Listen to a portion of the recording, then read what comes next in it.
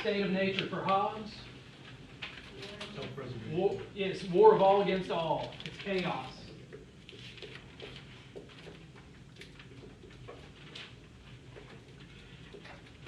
But we're rational and self-interested, so we don't want war. We want peace. So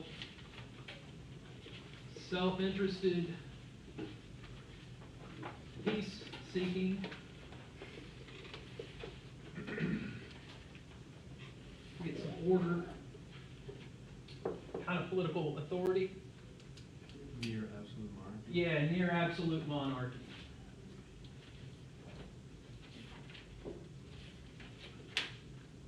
I say near absolute because there's still one legitimate reason to revolt against a strong centralized dictator in Hobbes's view, namely if that dictator can't maintain peace and social order. Even if they're maintaining peace through brutal tactics, right? If they can't do that, then you're justified in revolting. In the state of nature for Locke, it's relatively peaceful.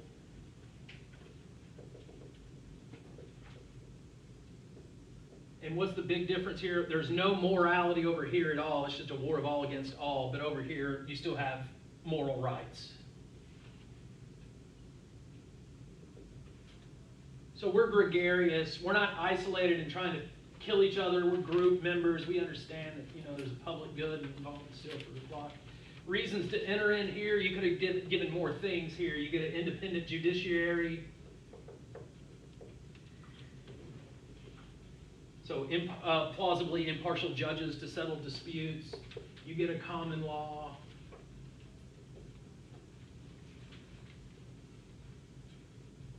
You get several different social benefits there as well, and you get official protection of private property, which is the end for which government's instituted according to Locke. Then for Locke, we don't get near absolute monarchy. What do we have? Popular sovereignty. Yeah, popular sovereignty. Majority rule.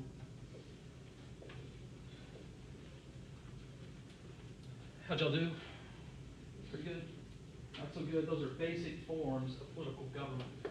We live in a society that is deeply indebted to classical liberalism, and Locke in particular, but many others as well. So it might be a good idea to understand what kind of government you're supposed to exist in, right? So we get again, two different types of social contract theory. So I emphasize that idea of social contract theory because that's still individuals deciding whether they're going to enter into the contract or not, right? Whereas totalitarianism isn't going to respect any contracts. So that's what we'll look at today. You read an article called Gestational Totalitarianism about Handmaid's Tale, where it's a totalitarian government that has to control every part of life, including the reproduction, because of in the story anyway, the setting is they have a fertility crisis in society. Right, so we've talked before about Aristotle's four basic types of government or types of constitution. Aristotle was basically thinking in terms of political units the size of city-states. All right?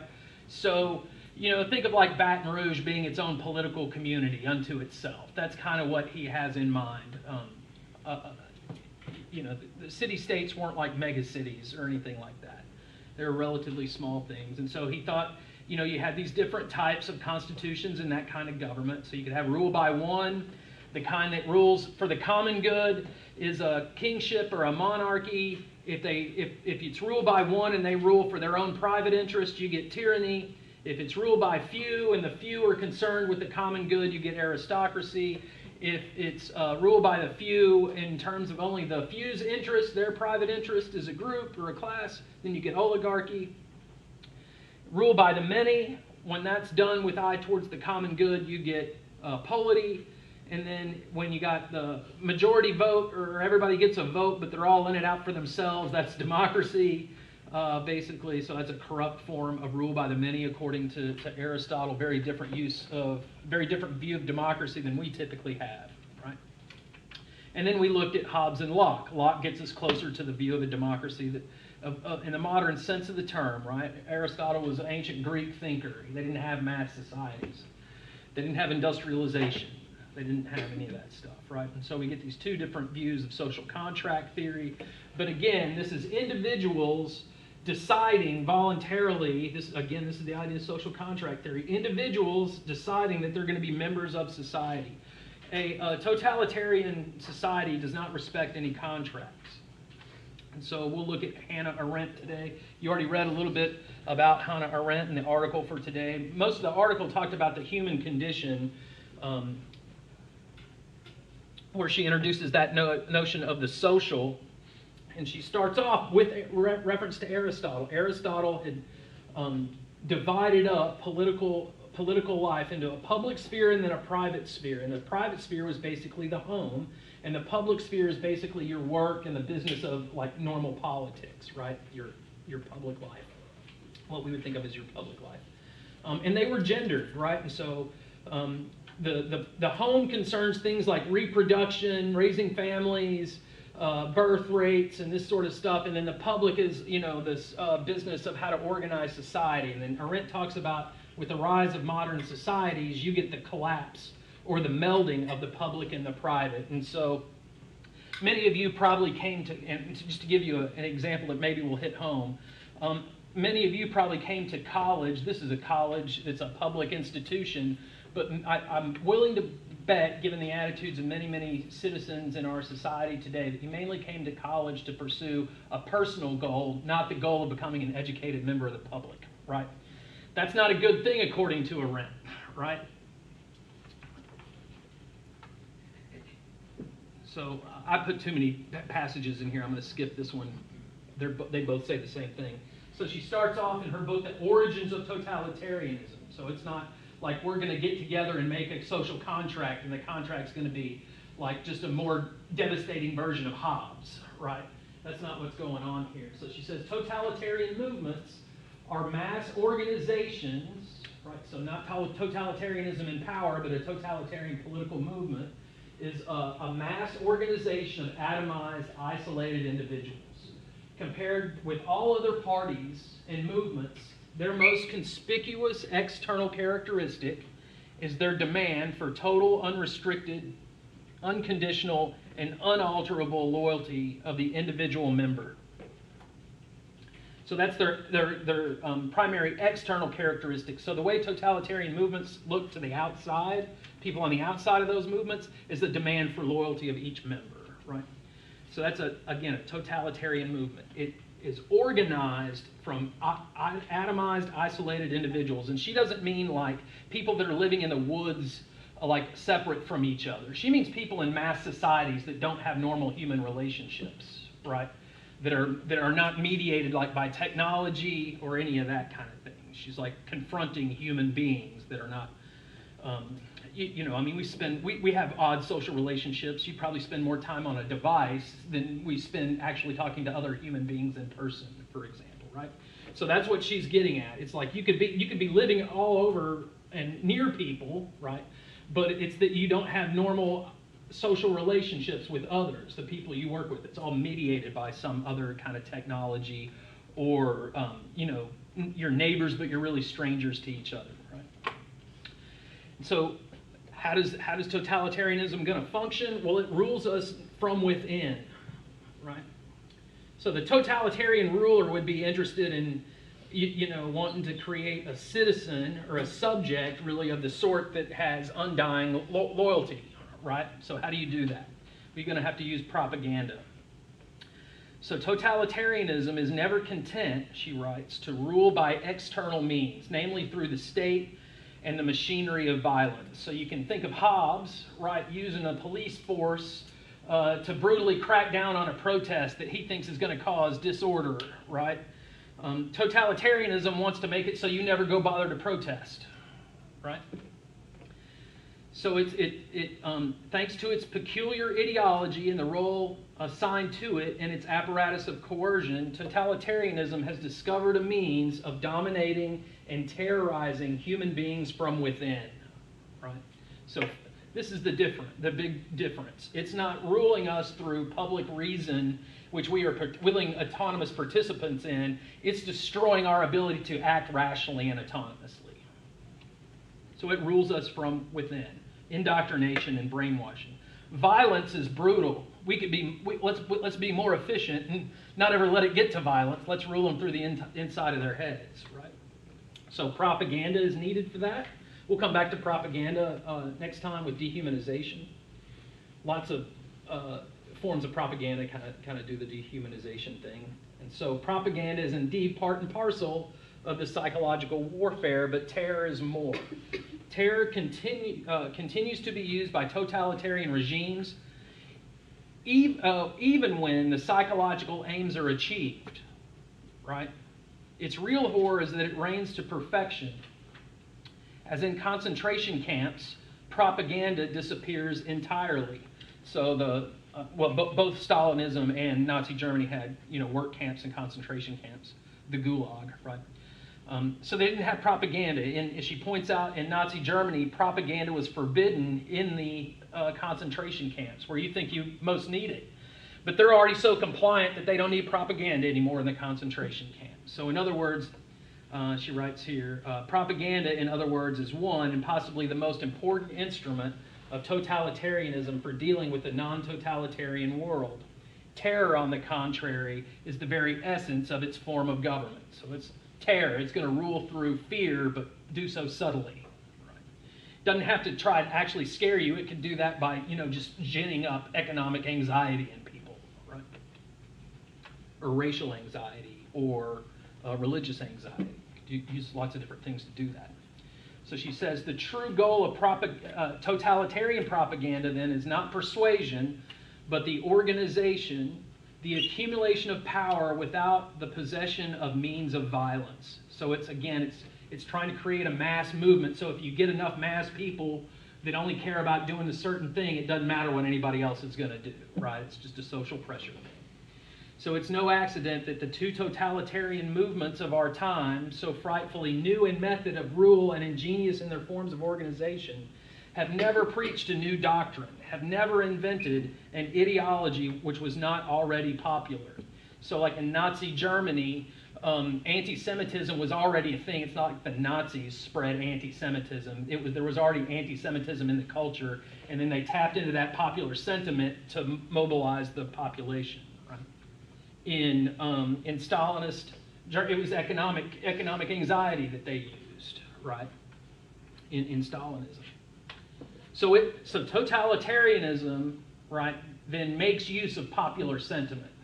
It's an important thing to point out. Totalitarian regimes don't function unless they have enough popular support. Right? So their idea of domination was something that no state and no mere apparatus of violence can ever achieve, but only a movement that is constantly kept in motion, namely the permanent domination of every single individual in each and every sphere of life, right? So, this doesn't have to be done brutally. We just got to convince you that this test shows that you're just going to be a worker and not a CEO. Right? So in Gestational Totalitarianism that y'all read for today, in Gilead, if you're not familiar with The Handmaid's Tale, it's a society in which like kind of puritanical Christianity and totalitarianism and capitalism all kind of combine.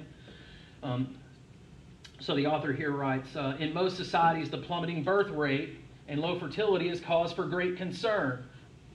However, in Gilead, falling birth rates are an urgent excuse to encourage or force birth, not by giving women options via reproductive technology, healthcare, or child care. The commander says, damn Cubans, all that filth about universal daycare.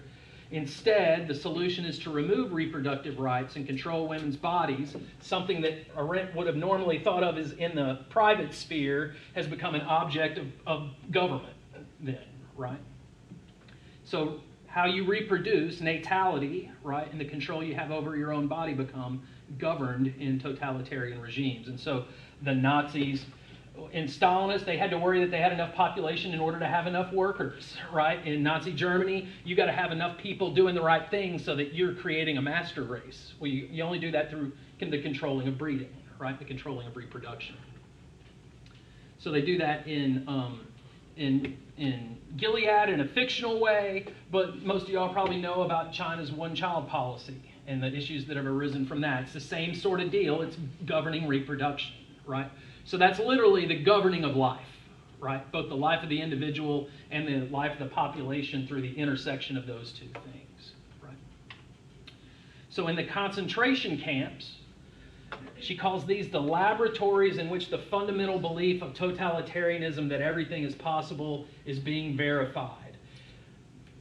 The prisoners typically outnumbered the guards, but they didn't ever revolt. So there's a question about that, right? About how you get people to such a point to where even if they have the numbers to overthrow the rulers, they won't do it, just as they're about to walk them into ovens, right? Death camps. So the road to total domination involves these three basic steps, according to Arendt. So you can think about, if you know much about the history of Nazi Germany, you know they all met and decided to have these hygiene laws, right? And that's what enabled them to get rid of the bearer of legal rights in society. So the first thing to do is to strip a group of people from their legal protections. Then the second thing is to eliminate the moral man. I should put those in quote marks because she has them in quote marks. So in other words, it destroys our common and natural solidarity, the natural gregarious between people. It destroys that because you've got to keep people isolated so that you can control them. Right? So it makes individual deaths meaningless. The individual life is significant. What matters is the whole. This is like the worry about collectivist forms of government, right? Is that the individual rights seem to get subsumed under that. And then it eliminates the individual's unique identity. As she says, the goal of a totalitarian system is to basically reduce people to functions of society, not treat them as individuals, right, with the unique identities, but to treat them as parts, cogs in a machine, essentially. And the trick is to get them to think of themselves, to get them to identify with their cog in the machine-ness, right? So total domination strives to organize the infinite plurality and differentiation of human beings as if all humanity were just one individual. That's possible only if each and every persona can be reduced to a never-changing identity of reactions. All we got to do is figure out how to trigger you in order to move you, right? So that's where the propaganda is going to come in. So so that each is a bundle of reactions that can be exchanged at random for any other. Right? So there's no uniqueness, it's all conformity and functionary. So the totalitarian rule, even though it confronts us with a totally different new form of government. Then again, Aristotle was thinking of social contracts and city-states. He wouldn't have had an idea of a mass political movement in an industrialized, technological society. It would probably freak him out, right? So it's a form of government that defies, it is true, all positive laws, even to the extreme of defying those laws which it has itself established or which it does not care to abolish. But it operates neither without guidance of law, nor is it arbitrary, for it claims to obey strictly and unequivocally those laws of nature or those laws of history from which all positive laws have always been supposed to spring. So what she's getting at here is that you have Nazism on the one side, Nazi fascism on the one side, National Socialism, and then Stalinism on the other. Well, those were forms of governments that proclaimed to be how should I put it? They claim to basically be embodiments of the laws of nature or the mechanisms of history that move history. So I capitalized both of them. So in Nazi Germany, it was like, look, they have this teleological view of history, history's going to reach this end point where the only people left around are Aryans. And so now we're just going to speed that up, right? So having a government that's going to just aid what they believe is just social Darwinism, but it's really their idea. They're projecting it, right? It's part of the ideology. In Stalinism, there was a Marxist element to it because Stalin thought, he was convinced that history worked according to class struggle and that you had these revolutions until you ended up in a communist utopia. And so we've just got to now shape society through the government to let those forces loose, right? And sorry, non-Aryans and gypsies have got to go, and we got to kill the capitalist owners over here to get the new proletariat rolling. So they claim to be rooted not just in laws of human invention, but forces of nature, right? So again, very different from what Aristotle would have thought there. So terror, then, is the realization of the law of that movement. Its chief aim is to make it possible for the force of nature or history to race freely through mankind unhindered by any spontaneous human action. That's why they've got to get rid of what Arendt called action, one of her 3 activities of life, where you're engaged with other people. It reduces the possibility of that kind of action, where you're commensurating with others.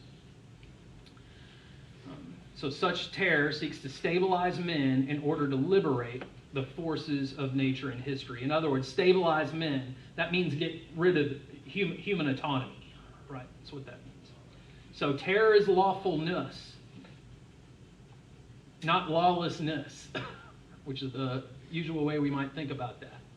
So if law is the law of the movement of some superhuman force of nature or history.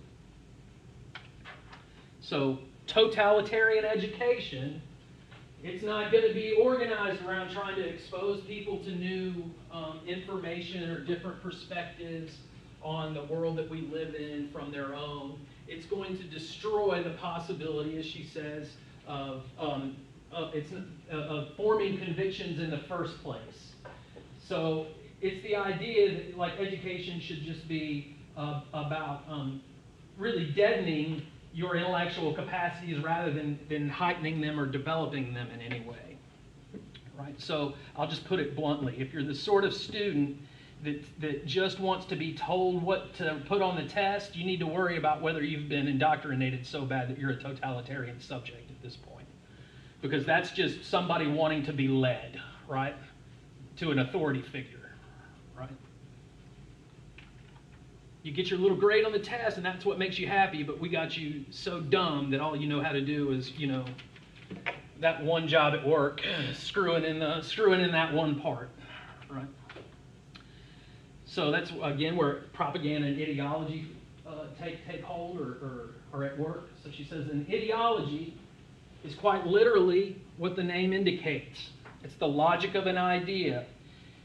Its subject matter is history to which the idea is applied. The result of this application is not a body of statements about what something is, but the unfolding of a process which is in constant change. Ideologies pretend to know the mysteries of the whole historical process, the secrets of the past, the intricacies of the present, and the uncertainty of the future because of the logic inherent in their respective ideas.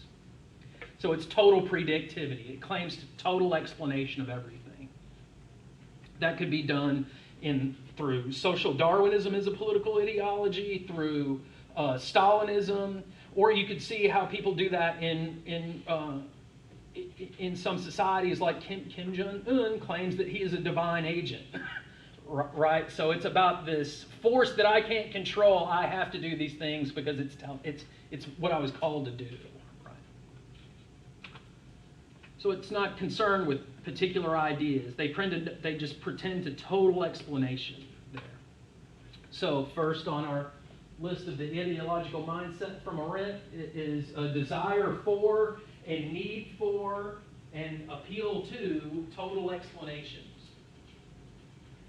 That means explanations of not only my daily activities or certain current political events, but the movement of history itself, which is taken to be necessary. So again, we're not free to, if we don't conform to it, we'll perish, right? So we've got to conform to it as part of the ideology. It disregards our actual experience, and in reality, in favor of maintaining beliefs achieved through propaganda and indoctrination. Those people didn't really. That was Antifa that did it. It wasn't, other political supporters. It was Antifa or something like that. Scapegoating involved there. And then those ideological premises are treated axiomatically, so as if they're proofs unto themselves. So again, usually you don't become an ideologue because of rational argumentation. It's because you've been propagandized in some way, right? So getting people to treat those sorts of things just as if they are self-evident. So you can see how that sort of thing would play into things like we looked at earlier in the semester, like echo chambers. Right? So isolation is the condition then for totalitarianism. It's one of the origins of totalitarianism. We can all be in a room together, but if we're all on our computers interacting through that way, we're not really in action with one another. Right? So she says it's frequently observed that the terror can rule absolutely only over men who are isolated against each other. And that, therefore, one of the primary concerns of all tyrannical government is to bring about that isolation. Isolation may be the beginning of terror. It is certainly its most fertile ground. It always is its result. The isolation, as it were, pre-totalitarian. Its hallmark is impotence insofar as power has always come from men acting together, acting in concert. And she quotes Burke there as a traditional conservative political thinker. Isolated men are powerless by definition. So you all know the popular divide and conquer kind of attitude, right? And so in an ever-changing, incomprehensible world, right, where we're constantly in motion and constantly distracted, right, the world of the masses had reached a point where they would, at the same time, believe everything and nothing, think that everything was possible and that nothing was true. The totalitarian mass leaders based their propaganda on the correct psychological assumption that under such conditions, one could make people believe the most fantastic statements one day and trust that if the next day they were given irrefutable proof of their falsehood, they would take refuge in cynicism instead of deserting the leaders who had lied to them. They would protest that they had known all along that the statement was a lie and would admire the leaders for their superior tactical cleverness, right? So they say, oh, I wasn't duped. I know that they were duping y'all all the time, right? And so threats to totalitarianism, what are obstacles to totalitarianism? Well, intellectual, spiritual, and artistic initiatives is as dangerous to totalitarianism as the gangster initiative of the mob, and both are more dangerous than mere political opposition. So political voting isn't the biggest threat to totalitarianism. Is intellectual, spiritual, and artistic innovation and initiative is, right? So the consistent persecution of every higher form of intellectual activity by the new mass leaders springs from their more than their natural resentment against everything they cannot understand. Total domination does not allow for the free initiative in any field of life, for any activity, and again, think of activity in Arendt's sense of action there, that is not inherently predictable. Activity is always pluralistic. It always involves others in her technical sense of the term. It's not just like drinking water or something like that. Right. So totalitarianism in power invariably replaces all first-rate talents, regardless of their sympathies, with those crackpots and fools whose lack of intelligence and creativity is still their best guarantee of loyalty. Remember, she started off by saying the most obvious external feature of totalitarian regimes is their demand for loyalty. And so, several key things here, according to Arendt, that make totalitarianism a new form of government. It's claimed to be based on the necessary forces of history or nature. So it claims to posit a necessity that's beyond our control, but which we must conform to. It organizes masses of socially isolated individuals. It extends fear to all spheres of life. Public-private distinction goes away. You just have what Arendt called the social, right? It rules from within via propaganda, ideology, and terror. So, if you can get people trapped in their own echo chambers, you can pretty much do what you want in terms of manipulating them. It eliminates individuality and reduces the plurality of humanity to a single, interchangeable, and compliant type of individual, and that's what total domination is. Right? So I know many, many people that are super excited to have AI do everything for them. That's really weird to me because they didn't program the AI, and that is clearly a behavior modification device. Right? It's going to change how people interact. Right?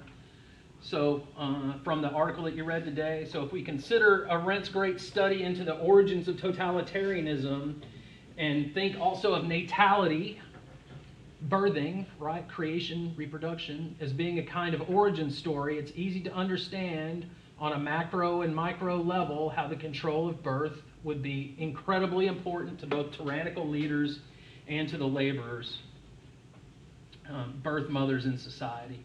The Handmaid's Tale shows that what happens when the gain of women is overthrown by the ideological capitalism of the Gilead patriarchy. I don't know if y'all have seen this or not. It's on Hulu, but it's like a society that turns into a totalitarian regime where they got to control birth.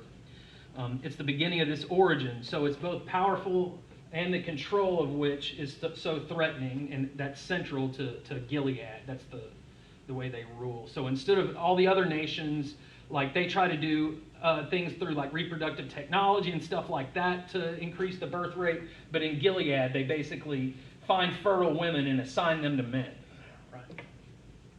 To then basically adopt out to the mother in the home, or the wife of the home that's infertile.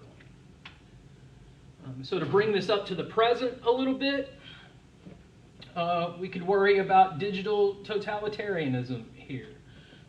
Technology, this is from Kolkenberg, who wrote a book, this is from a book called The Political Philosophy of AI.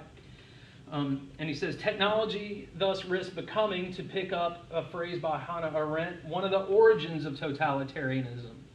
The shift from democracy to totalitarianism does not happen just because the Führer or the chairman takes over and openly destroys democracy, for example, by means of a revolution or coup. Rather, the process is much slower, but not less effective.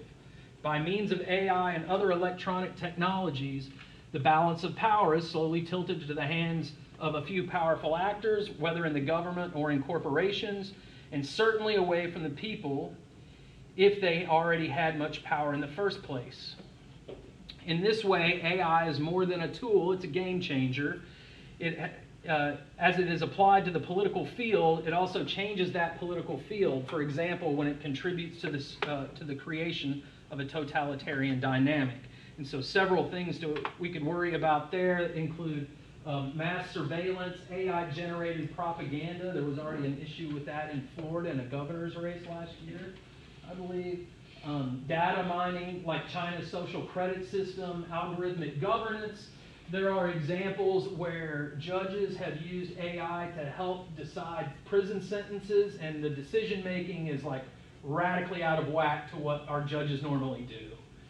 Or in the assigning of, whether you're going to get a home loan or not, right? It's going to be all sorts of data is going to get fed into that. Whether our health insurance is going to function the way we want it to. Are they going to look at my credit cards and see that I went to McDonald's too many times, so now my health care is cut off or something like that, right?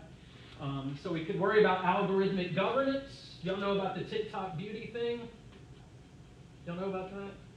TikTok got caught, basically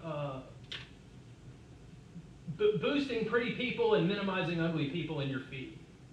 That ain't going to have a good effect on people, right? And then predictive policing, right? Recidivism rates and these sorts of things. So since the AI is technology produced by humans, it ends up with human biases in them, whether we're trying to put them in there or not. You can look at that just with how social recognition has picked out people very strangely based on how it was programmed. So lots of things to worry about there. And then a little bit on Eichmann, who we again encountered at the beginning of the semester with the banality of evil, and Cartman. Arendt said that the banality of evil is basically thoughtlessness, right? The inability in thinking was thinking both not monologically and then from the standpoint of others as well, right? Like a basic little Socratic dialogue. Well, that's the threat to totalitarianism, is it tries to minimize your ability to do that, right? So she says, this is the way things were, this law of the land based on the Führer's order. She's talking about Eichmann, who gave a really bad version of the Kant's categorical imperative and then said that it was his duty to obey the law. He couldn't will that some people sometimes break the law. So you can see what happens in a totalitarian regime. You take a principle that's supposed to be rooted in respect for all rational agents, and it becomes do what the Führer does that can get rid of these rational agents, right? So you can see how good ideas get twisted in the totalitarian mind. He was just trying to be a law-abiding citizen, she said. And so evil in the Third Reich had lost the quality by which most people recognize it. The quality of temptation, right? The apple, right? Temptation, or the idea of malicious intent, right? That's usually how, Jigsaw, I think, is probably evil, right? Jigsaw killer, right? So many Germans and many Nazis, probably an overwhelming majority of them, must have been tempted not to murder, not to rob, not to let their neighbors go off to their doom, and not to become accomplices in any of these crimes by benefiting from them. Well, that's what Eichmann did. Eichmann went to the gallows thinking he was doing the right thing. It was though in those last minutes he was summing up the lesson that is a long course in human wickedness had taught us, the lesson of the fearsome word and thought-defying banality of evil. Eichmann was not some monster. He was just a guy pursuing ordinary goals in a totalitarian context. That meant that he was aiding and abetting totalitarianism, right? So that's her point there. And so to contrast with Eichmann's thoughtlessness as the totalitarian subject, she contrasts goodness and thinking against thoughtlessness. So again, this is from earlier in the semester as well. It's a quote right out of that first article from Young back at the very first reading. She says, their criterion for goodness, I think, was a different one. They asked themselves to what extent they would still be possible to live in a peace with themselves after committing certain deeds. And they decided that it would be better to do nothing, not because the world would then be changed for the better, but simply because only on this condition could they go on living with themselves at all. Really what totalitarian propaganda does is it destroys your ability to have a conscience and think from the standpoint of the other. Right? So hence they all chose to die when they were forced to participate. To put it crudely, they refused to murder because they were unwilling to live together with any murderers, to be a murderer themselves, is her point. And so the precondition for that kind of judging is not a highly developed intelligence nor sophistication in moral matters, but rather just the disposition to live together explicitly with oneself, to have intercourse with oneself.